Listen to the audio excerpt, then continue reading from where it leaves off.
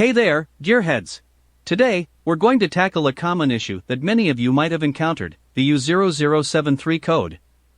Don't worry, though. We've got you covered with some simple steps to fix it. If you're experiencing the U0073 code on your car, the first thing you should check is the battery. Make sure it's connected correctly.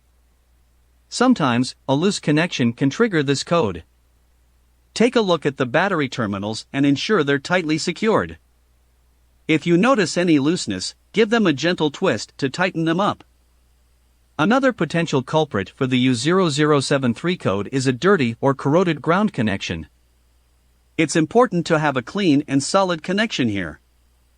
Take a wire brush or sandpaper and carefully clean the ground connection. Remove any dirt, rust, or corrosion that may have accumulated. This will help ensure a proper electrical connection. Lastly, let's check the fuses. A blown fuse can also trigger the U0073 code. Locate the fuse box in your car, usually found under the dashboard or in the engine bay. Inspect each fuse and make sure they're all intact.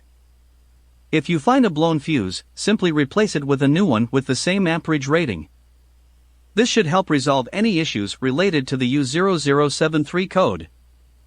And there you have it, folks. By following these simple steps, checking the battery connection, cleaning the ground, and inspecting the fuses, you can often fix the U0073 code on your own. Remember, if the issue persists or if you're not comfortable performing these tasks, it's always a good idea to consult a professional mechanic. That's it for today's episode of Axlewise. Don't forget to subscribe and keep revving those engines.